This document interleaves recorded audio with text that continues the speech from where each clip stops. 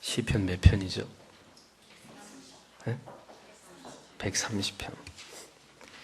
성가대가 방금 부른 찬양이 시편 찬양이에요. 시편 130편에 성경 구절만 가사로 해서 부른 찬양입니다. 여러분들에게 점점 익숙해지셔서 이제 우리도 예배 가운데 시편 찬송을 부를 날이 빨리 왔으면 좋겠습니다. 오늘은 요나서 강의 세 번째 시간으로 제비가 요나에게 뽑히다, 이런 제목으로 하나님 말씀을 전하도록 하겠습니다. 사람들은 불행이 찾아왔을 때 이것을 자신의 운명이라고 생각하고 받아들입니다. 그것은 자신에게 일어난 일들의 이유와 원인을 모르기 때문에 운명이나 숙명이라는 단어 뒤에 숨어서 자신에게 찾아온 불행을 합리화시키려는 그런 마음 때문일 것입니다. 하지만 과연 우리에게 찾아오는 모든 사건과 사고 혹은 좋은 일과 나쁜 일들을 무슨 운명이니 숙명이니 이런 말들로 모두 설명할 수 있을까요? 신자는 이런 운명론과 숙명론을 배격합니다. 불신자들이 말하는 어떤 알 수 없는 운명이나 숙명에 의해서 우리의 인생이 좌지우지 되는 것이 결코 아니라는 사실을 우리가 믿기 때문입니다. 하나님의 존재를 알지 못하거나 부인하는 자들에게는 늘 불안과 초조와 염려와 그리고 알 수 없는 두려움들이 늘 그들에게 따라다닙니다. 자신들에게 닥칠 미래에 대해서 그것이 행복이든 불행이든 간에 그들은 늘 그것을 궁금해하면서 살아가죠. 하지만 신자는 하나님께 모든 것을 맡기고 하나님을 의지하면서 살아갑니다. 세상 사람들이 자신들의 운명을 늘 점치면서 불안하게 이 세상을 살아가는 것과는 달리 성도는 믿음을 가지고 하나님을 붙들고 살아가는 자들이라는 거죠. 세상 사람들은 그 하나님의 존재를 알지 못하기 때문에 항상 위기와 어려움이 생길 때마다 자기의 운명이 어떤 방향으로 정해질 것인지에 관해서 미신적인 방법에 종종 의존을 합니다. 오늘 본문의 7절을 보면 그들이 서로 이르되 자 우리가 제비를 뽑아 이 재앙이 누구로 인하여 우리에게 임하였나 알자 하고 곧 제비를 뽑으니 제비가 요나에게 당한지라, 이렇게 기록하고 있습니다. 큰 폭풍이 요나가 탄 배를 강타하자 요나와 한 배를 탄 사람들이 지금 무엇을 했다는 이야기입니까? 그들은 즉시 제비를 뽑기 시작했다는 겁니다. 도대체 지금의 이 재앙이 어디로부터 온 것인지 그들은 알고자 했던 것이죠. 당시 지중해를 운항하는 배들은 항해를 결정하는 시기를 잡는 데 있어서 통계적으로 폭풍이 없는 시기를 선택해서 운항을 했습니다. 항해를 했습니다. 따라서 요나가 탄 배의 배사공들이 노련한 배사람들이었다면 그들도 역시 결코 무모하지 않게 그들의 경험에 통계에 근거해서 신중하게 항해 시기를 결정했을 것입니다. 때문에 지금 그들에게 닥친 이 폭풍은 예사롭지 않은 것임을 그들은 어렵지 않게 깨달아 알고 있었을 것이라는 거죠. 분명히 이 시기쯤에 배를 띄우면 폭풍을 맞을 확률이 최소화된 그런 시기인데도 그들은 지금 어마어마한 폭풍 앞에 가로놓여 있었습니다. 성도 여러분, 인생이 계획대로 예측대로 그렇게 모두 이루어지던가요? 그렇지 않습니다. 언제나 돌발 변수를 만나게 되죠. 모든 것이 나의 경험과 통계에 의존해서 항상 동일한 결과를 얻을 수 있는 것이 결코 아니라는 것을 우리는 인생 속에서 하나하나 배워갑니다.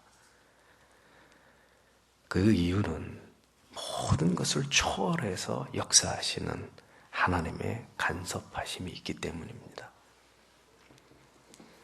요나가 탄 배의 사공들은 즉각 이 문제에 대한 원인 규명 차원에서 제비를 뽑음으로써 이처럼 폭풍으로 배가 거의 깨어지기 직전의 상황까지 이르게 된 그 이유를 알고자 했습니다.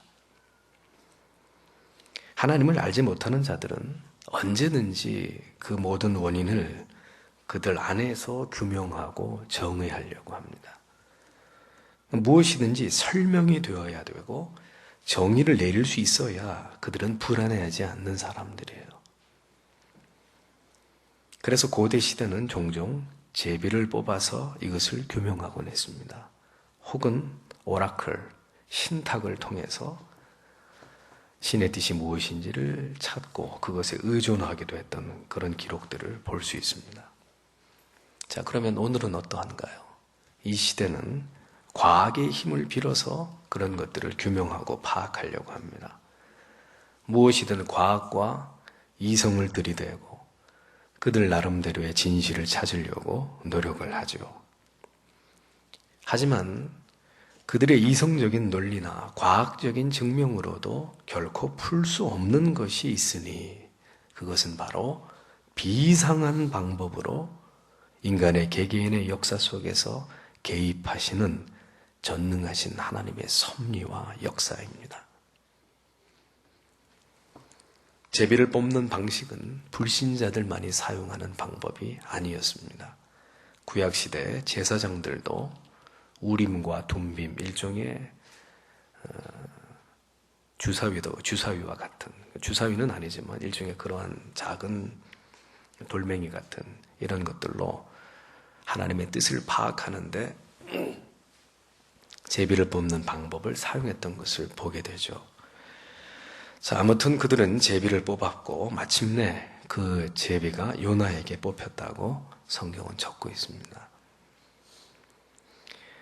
보십시오. 하나님의 사람들은 운명을 믿지 않습니다. 오직 모든 것은 이 우주의 주권자이시고 통치자이신 하나님에 의해서 시작되고 진행되고 결정된다는 사실을 우리는 신뢰할 뿐입니다. 그래서 우리는 하나님의 섭리와 통치만을 신뢰하는 사람들이라는 겁니다.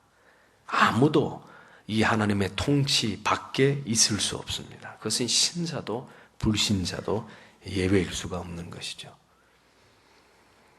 여러분들의 삶 속에서 일어나는 모든 일들은 운명처럼 일어나는 일들이 결코 아니라는 것을 잊지 마십시오. 하나님의 택한 자기 백성들이 하나님의 뜻을 버리고 불순종의 길로 내려갈 때 하나님께서는 결코 이것을 영원히 간구하시거나 좌시하시는 분이 결코 아니십니다. 하나님의 개입과 간섭의 시기에 있어서 각 개개인의 차이가 있을 수는 있지만 중요한 것은 반드시 하나님의 사랑하는 자녀들의 삶 가운데 하나님께서 개입하신다는 사실입니다. 결코 버려두지 않으십니다. 하나님의 자녀들이 결코 하나님을 떠나서 죄와 불순종으로 말미암아서 심각한 훼손에 이를 때까지 이것을 가만히 지켜보고만 계시는 하나님이 절대로 아니라는 말입니다. 피할 수 없는 전격적인 하나님의 가로막으시는 개입이 요나에게도 이루어졌습니다. 요나가 그 제비에서 뽑힌 것은 결코 우연도 아니었고 알 수 없는 운명의 힘도 아니었습니다. 오늘 여러분들의 삶에서 일어났던 혹은 여러분들의 삶에 일어나고 있는 어떤 가로막힘들이 혹시 있으십니까? 어떤 문제에 대한 거절, 기회의 무산됨, 계획에 차질이 생김, 일이 더 이상 진행이 되지 않음, 관계가 틀어지고 깨어지고 급기야 헤어지고 단절되는 이런 일들은 절대로 우연히 일어나는 일들이 아니라는 사실을 잊지 마십시오. 그 모두가 하나님의 간섭하심이라는 겁니다. 하나님이 막으시는 것입니다.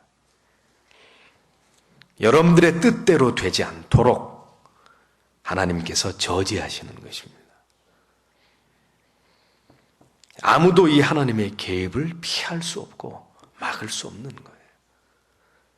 어떤 길이든 어떤 방법이든 하나님께서는 모두 동원하셔서 당신의 계획을 다 틀어 막으실 수 있는 분이십니다. 아무리 발버둥 쳐 보십시오. 하나님을 이길 수 있는 인간은 이 세상에 단 한 명도 존재하지 않습니다. 그 사랑도, 그 징계하심도, 그 돌이키게 하시는 은혜도, 그 힘겨운 단절도, 가슴 아픈 쓰라림의 고독도, 그 눈물겨운 기다림과 인내도 다 하나님이 하시는 것이란 말입니다. 돈이 막히고 사람이 떠나가고 모든 기회가 사라져버리고 무언가 매우 내게 중요한 일이 한순간 틀어져 버렸을 때 그 모든 원인은 바로 부인할 수 없이 나 때문이라는 사실을 드러나게 되는, 나 때문이라는 사실로 드러나게 되는 이 모든 일의 배후에는 하나님이 계시는 것이란 말이죠. 8절 말씀을 보십시오. 무리가 그에게 이르되 청컨대 이 재앙이 무슨 연고로 우리에게 임하였는가 고하라. 네 생업이 무엇이며 어디서 왔으며 고국이 어디며 어느 민족에 속하였느냐 라고 기록되어 있습니다. 제비의 결과가 정확히 요나를 지목하자 일제히 배에 탔던 사람들이 요나를 추궁하기 시작합니다. 그들은 모두 요나와 함께 사이좋게 배에 오른 사람들이었습니다. 첫 번째 강의에서 말씀드렸죠. 함께 배에 오른 자들이 있었다. 그들은 이제 돌연 태도를 바꾸어서 요나의 동행자여 동반자였던 그들이 요나에게 따갑도록 책임을 묻고 있는 그런 모습을 보여줍니다. 우리가 하나님을 등질 때 세상은 하나님을 등진 신자를 금방 알아보게 되어 있습니다. 왜 그럴까요? 하나님을 등진 사람은 무엇인가가 어색하기 때문입니다. 무엇인가 자연스럽지 못하기 때문이에요. 교회를 열심히 다니던 성도가 어느 날 교회를 나가지 않게 되면 제일 먼저 반응을 보이는 사람들이 누굽니까? 주위에 예수를 믿지 않는 사람들이에요. 아니 당신 왜 교회 안 나가? 왜 요즘에 교회 가서 예배 안 드려? 뭐 수요일이고 금요일이고 뻔질나게 교회 가더니 요즘에는 왜 이렇게 한가해? 하고 사람들이 질문을 해오죠. 당신 주일인데도 오늘 거기 가도 되는 거야? 이렇게 믿지 않는 남편이 때로는 우리에게 한마디를 툭 던집니다. 저 사람들이 더 의아해 한단 말이죠. 신자가 불신자와 결혼을 하려고 해보십시오. 무엇인가가 자연스럽지 못할 것입니다. 신자가 술집을 드나들고 게임이나 도박에 중독되어 보십시오. 여러분의 가족들이 보기에도 무엇인가가 어색할 것입니다. 저 모습은 아빠의 모습이 아닌데, 아내의 모습이 아닌데, 교회에 다니는 예수를 믿는 내 아들, 내 딸의 모습이 아닌데 라고 여러분들의 가까이 있는 사람들이 생각하는 거예요. 신자가 사기 행각을 벌이고 다른 사람의 아내를 탐하는 일들을 해보십시오. 불신자와 달리 그렇게 불안해 보이고 어색하고 불행해 보이지 않을 수 없는 그런 모습을 취하게 되어 있습니다. 불신자들처럼 자연스럽게 죄를 짓지 못하고 마음대로 하늘을 향해 하나님을 욕하지도 못합니다. 무엇인가가 부자연스러움이 불신자들 눈에 반드시 보이기 마련이라는 거예요. 죄를 지어 보십시오. 어색할 수밖에 없습니다. 왜 그럴까요? 그것은 여러분들이 그렇게 살기 위해 지어진 존재들이 아니기 때문입니다. 요나의 정체가 밝혀지고 있습니다. 지금의 모든 재앙의 원인이 바로 요나 때문임이 드러났습니다. 하나님께서는 여러분들이 어디에 있든 이 세상의 틈에서 여러분들이 불신자처럼 살아가고 있다 할지라도 하나님은 찾아내시는 분이에요. 여러분들이 누구인지를 드러내실 수 있는 그분이 바로 하나님이십니다. 모든 것의 원인이 바로 불순종하고 있는 당신 때문이라는 사실을 정확하게 밝혀내시는 분이 하나님이십니다. 숨을 수도 없고 숨길 수도 없습니다. 여러분들이 있는 자리가 지금 불순종의 자리이고 죄를 범하고 있는 자리라면 반드시 발각되게 되어 있습니다. 지금 안심하고 있을지라도 머지않아 다 드러나게 되어 있습니다. 신자가 세상 속으로 숨어버릴 때, 무엇인가 옳지 않은 계획을 세우고 있을 때, 잘못된 선택을 내리게 될 때, 하나님은 반드시 그것을 깨닫게 하시는 분이십니다. 결국은 탄로나게 하시는 하나님이세요. 죄는 우리를 속입니다. 어떻게 해요? 결코 모를 것이라고, 아무도 모를 것이라고, 심지어 이것은 죄가 아니라고까지 생각하게 만들지만 그것은 명백하게 죄고 불순종일 뿐입니다. 불륜이 달콤한 로맨스입니까? 결혼 전에도 서로 사랑하면 얼마든지 성관계를 가져도 무방하다는 논리가 청년 여러분, 성경의 가르침입니까? 고등학교 여학생들에게 피임하는 방법을 가르쳐야 한다고 주장하는 이 시대의 성교육의 방침이 이 현명한 대안일까요? 동성연애와 여학생들의 임신을 자율적으로 보장하는 그러한 법을 학생의 인권이라고 내세우는 자들이 사탄의 앞잡이가 아니고 도대체 무엇이란 말입니까? 죄는 죄일 뿐인 거예요. 죄가 자꾸 죄가 아닌 것처럼 우리 속에 들어와서 우리를 속이고 있는 것들입니다. 그래서 어느 순간 죄가 폭로될 때는 사태가 심각해지는 것입니다. 모든 것이 깨어지고 무너지고 파괴돼 버리는 거예요. 그래서 권력자들의 부패나 성직자들의 타락이 무서운 이유가 뭔지 아십니까? 그들은 그것을 철저히 은폐하고 숨길 수 있기 때문이에요. 그래서 결국 그 문제가 터졌을 때는 걷잡을 수 없을 만큼 문제가 커지고 난 다음입니다. 그래서 그 여파가 클 수밖에 없는 거예요. 그것이 바로 죄가 노리는 것입니다. 아무도 몰라, 걱정하지 마. 그래서 우리를 안심시켜서 더 깊이 그 죄 속으로 들어가게 만들어 놓고 이제는 도저히 거기서 빠져나올 수 없는 즈음 됐을 때 터뜨려 버리는 거예요.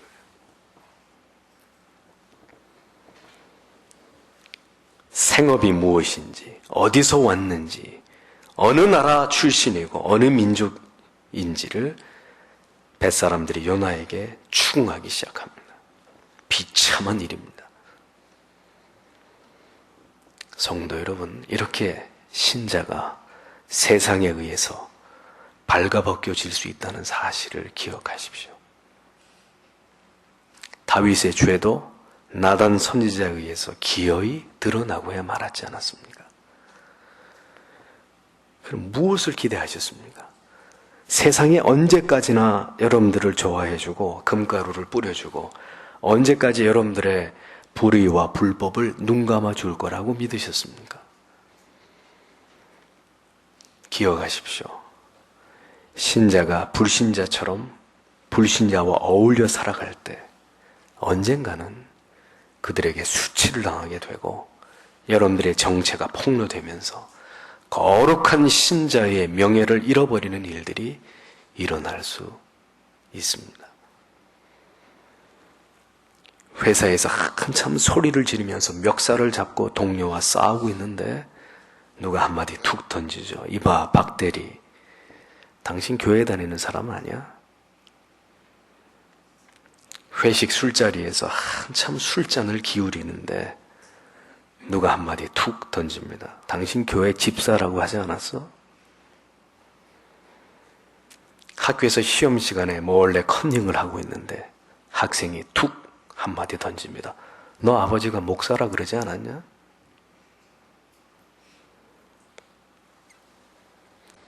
저는 여러분들의 평생에서 하나님께 불순종하며 죄를 짓고 있는 자리에 있다가 세상에 의해서 당신의 정체가 벌거벗겨지는 그런 수치를 여러분들이 당하지 않게 되기를 진심으로 바랍니다.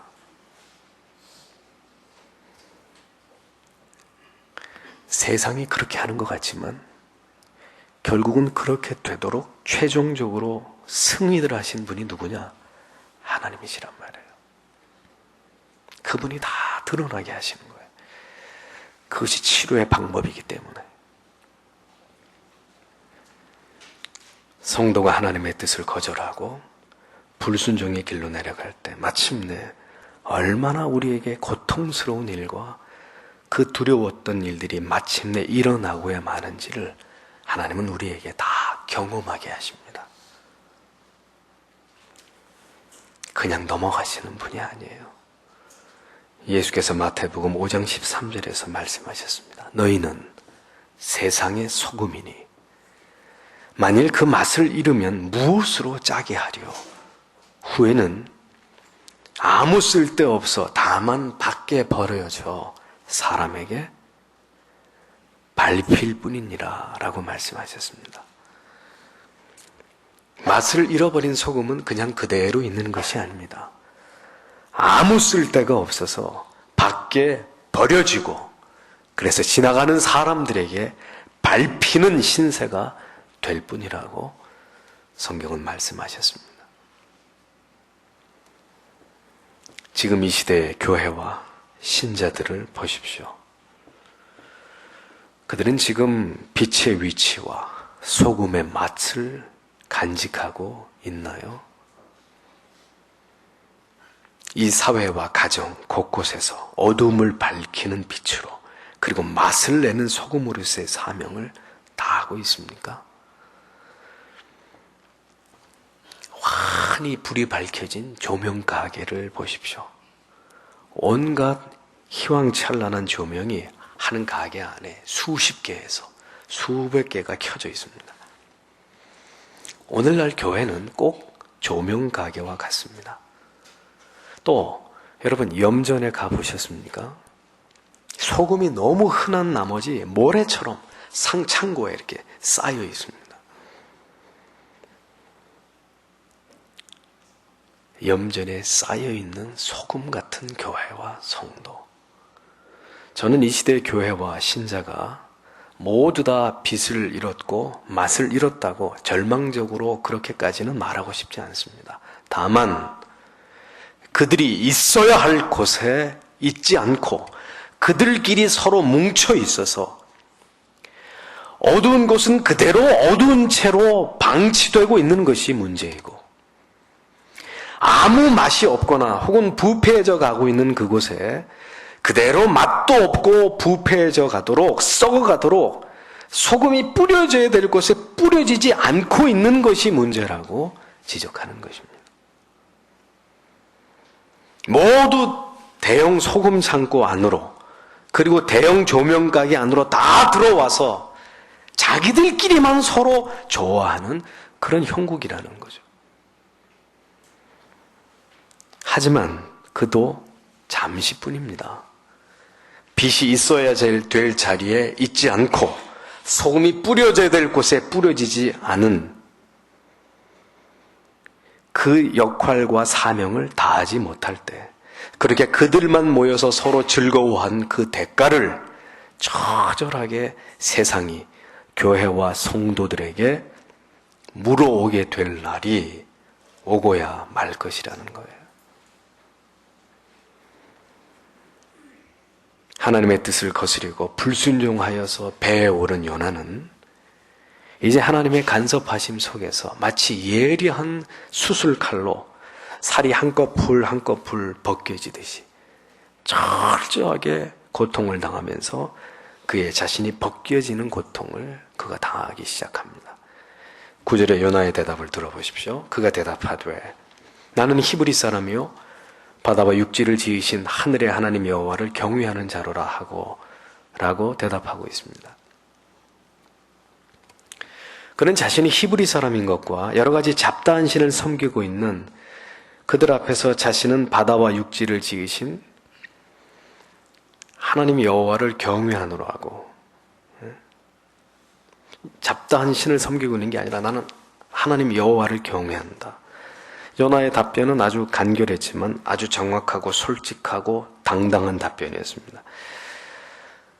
우리는 요나의 이 간략한 답변을 통해서 요나의 신앙이 두 가지의 양면성을 가지고 있다는 것을 발견하게 됩니다. 첫 번째는 그는 체험이 부재한 신앙을 가진 자였다는 것입니다.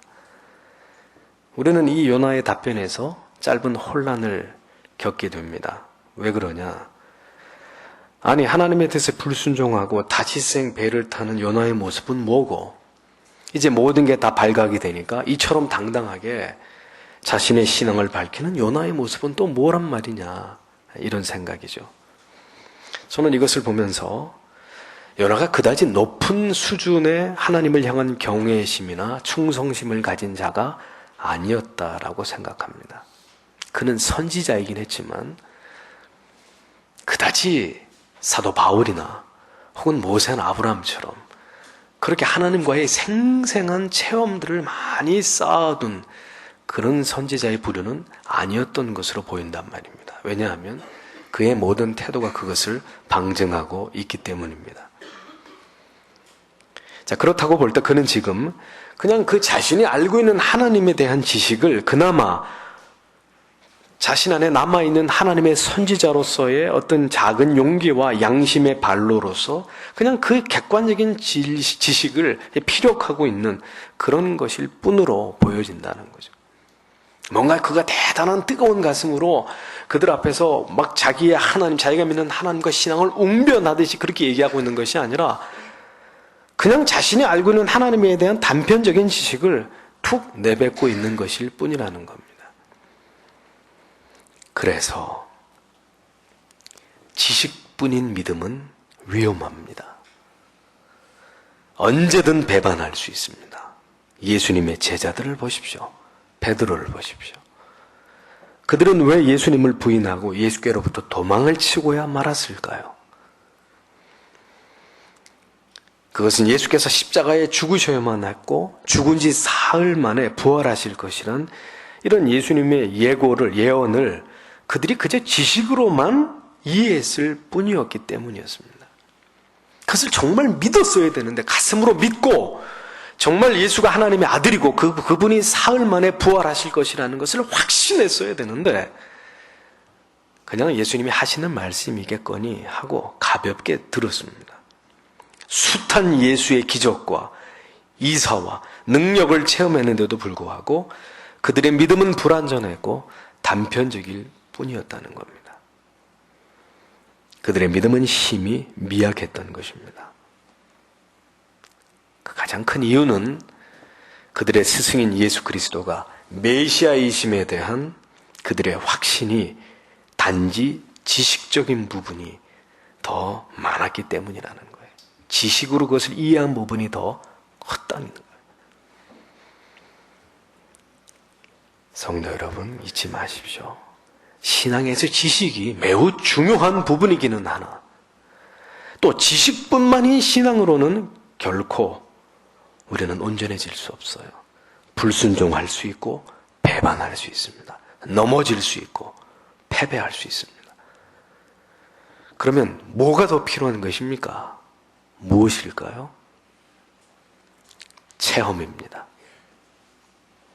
요나가 살아계신 하나님에 대한 너무나도 확고하고 명백한 체험이 있었다면 그는 결코 이와 같은 어리석은 판단을 하지 않았을지 모릅니다. 하지만 그에게는 그런 체험에서 비롯된 확신이 결핍되어 있었음이 분명합니다. 이 말씀을 듣고 있는 당신은 어떻습니까? 하나님을 그저 지식적으로만 알아온 지난 세월이 아니었나요? 하나님에 관해서 익히 들어 알고는 있지만 하나님에 관해서 아는 것일 뿐 하나님을 아는 것이 아니었던, 하나님의 살아계심을 체험한 적이 극히 드물거나 아니면 아예 없거나, 모든 불순종의 밑바탕에는 바로 하나님에 대한 의심과 회의, 하나님에 대한 권태와 실증이 자리를 잡고 있다는 사실을 잊지 마십시오. 매우 결정적인 순간에, 당신의 믿음이 드러나야 하는 그 순간에 만일 당신에게 생애적인 하나님에 대한 인격적 체험이 없다면 여러분도 요나처럼 불순종하고 하나님을 배신하고 부인하게 될지도 모르는 일이라는 거예요. 그래서 신앙은 장난이 아닙니다. 그냥 주일이면 교회 와서 1시간 예배드리고 가버리고, 지금은 몰라요. 지금은 저도 여러분도 누가 이 중에 진실된, 정말 주를 위해 목숨이라도 내놓을 수 있을 만한 그런 푹철한 믿음을 가진 성도인지 이 평안의 때는 알 수가 없어요. 하지만 두고 볼 일입니다.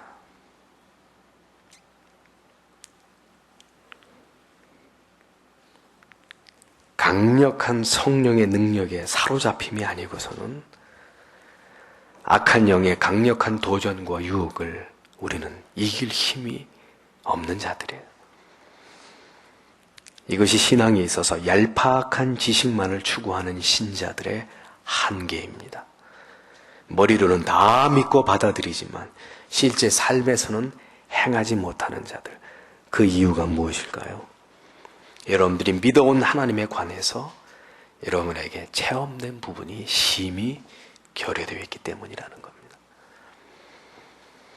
하나님의 임재와 사로잡힘, 여러분들의 삶 속에 오늘도 깊이 간섭하시고 여러분들을 이끄시고 여러분들을 붙잡아 주시고 위로하시고 그리고 용기를 부어주시는 그 생생한 성령의 역사하심을 경험하지 못한 채 흘러가는 세월 속에 그저 계속 지식과 그리고 습관을 따라서 수박 겉핥기식의 그런 믿음으로 지속해 가게 되면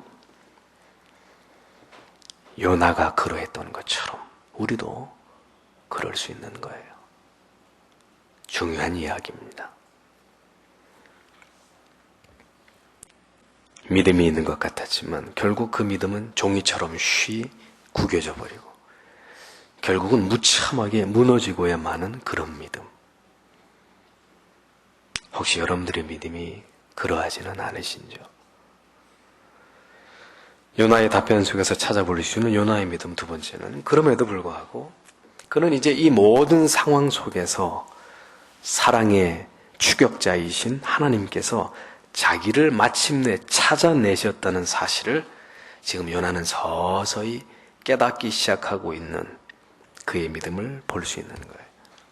10절을 보십시오. 자기가 여호와의 얼굴을 피함인 줄을 그들에게 고하였으므로 무리가 알고 심히 두려워하여 이르기를 내가 어찌하여 그렇게 행하였느냐 하니라 라고 말하는 것을 보게 됩니다. 자기가 여호와의 얼굴을 피함인 줄을 알고,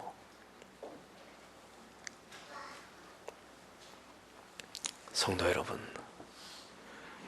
택자라면, 여러분들이 진정으로 하나님의 자녀라면 그에게는, 불신자들에게는 없는 또 하나의 감각이 있기 마련입니다.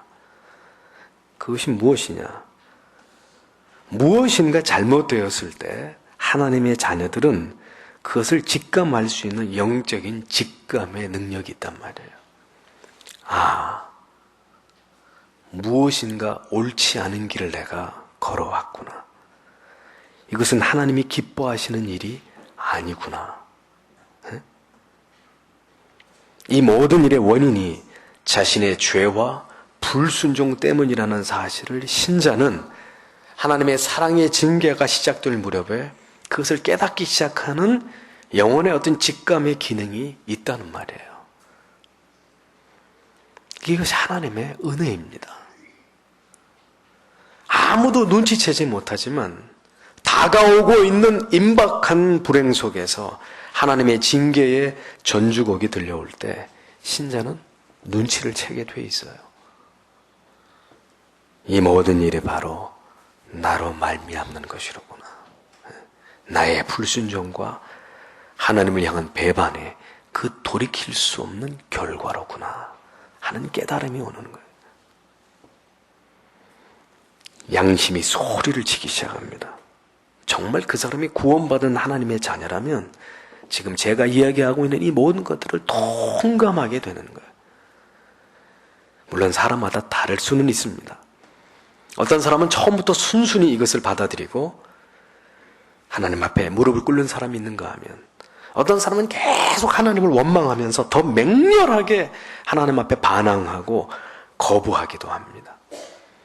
하지만 그래봐야 아무 소용이 없는 일이죠. 하나님의 틀어주시는 이 고삐의 힘만 더 강해질 뿐입니다. 선악과를 따먹은 아담과 하와의 모습을 보십시오.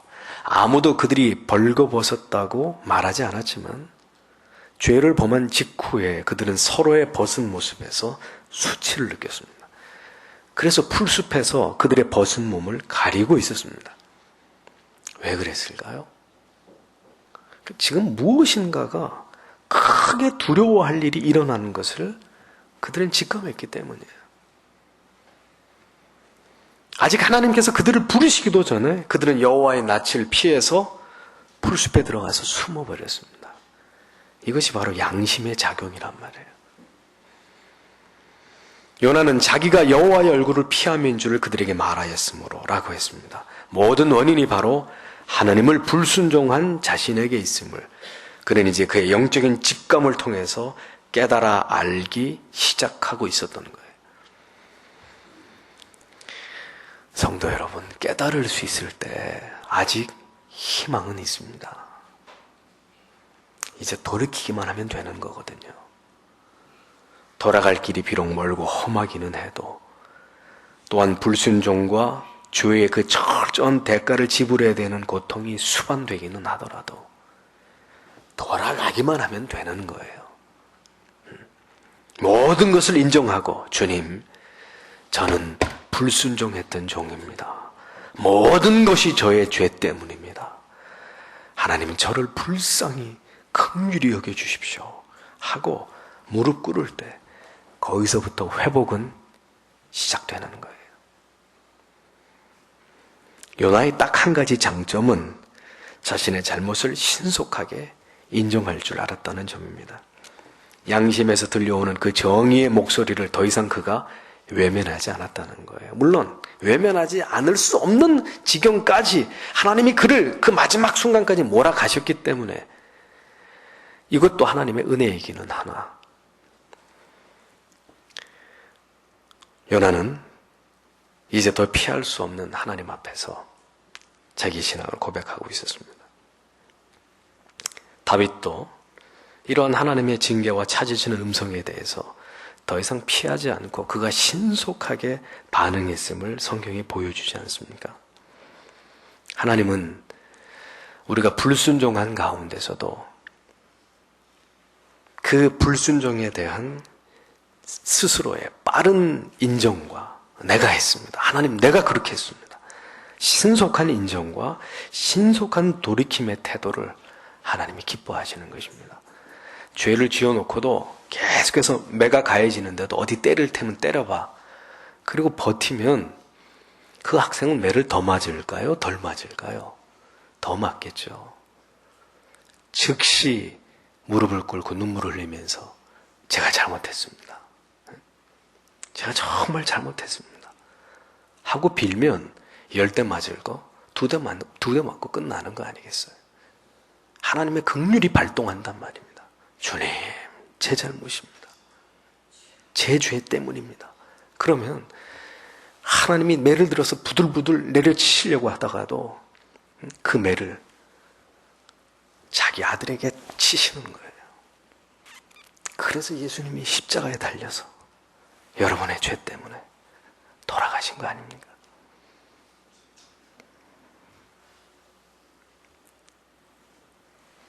무리가 알고 심히 두려워하여 이르되 라고 적고 있습니다. 때때로 하나님께서 존재하지 않다고 믿고 살아가는 불신자들 앞에 드러나는 이 하나님의 부인할 수 없는 존재성은 세상 사람들에게 때때로 큰 두려움이 되기도 합니다. 바알과 아세라를 섬기는 850명 앞에서 엘리야의 제단에 내린 여호와의 불은 그 우상을 섬기는 자들에게 두려움과 공포 그 자체였습니다. 이 장면을 목격한 그 자리에 있던 모든 사람들이 두려움에 휩싸여서 바알과 아세라를 섬겼던 선지자들이 툭 튀어나온 말이 여호와 그는 하나님이시로다. 여호와 그는 하나님이시로다. 2번이나. 그들의 입에서 하나님을 고백해내는 그런 장면을 보게 됩니다. 큰 두려움이 그곳에 있는 자들에게 엄습한 것입니다. 특별히 신자들에게 일어나는 하나님의 징계는 세상 사람들을 향해서 알리는 장차 그들이 받게 될 더 크고 무서운 형벌의 예고편이라는 사실을 하나님은 그들에게 보여주시는 거예요. 우리가 하나님을 올바로 경외하지 않을 때 하나님께서는 때때로 교회와 성도들을 심판하십니다. 그래서 교회가 깨어지기도 하고 심지어 목사나 신자들이 불미스러운 죽임을 당하는 그런 일들도 실제로 일어나는 것입니다. 신자의 기업이 도산하기도 하고 신자의 가정이 깨어지는 그런 일들도 일어나는 것입니다. 이런 일들은 하나님께서는 신자에게 이런 것들을 나타내 보이시는 것을 통해서 지금 불신자들에게 강력한 경고를 삼으시는 거예요. 내 사랑하는 자녀들에게도 내가 이렇게 징계를 한다면 앞으로 너희들에게 어떤 심판이 이루어질지를 잘 두고 보라는 거예요. 너희들의 상상에 맡기겠다는 겁니다. 요나는 하나님께 불순종한 이후에 자기 생각대로 그저 모든 게 술술 잘 풀릴 것이라고 믿었습니다. 그리고는 일찌감치 배 밑바닥에 자리를 잡고 그저 복잡한 마음을 다 잊어버리고 잠을 청하고 있었습니다.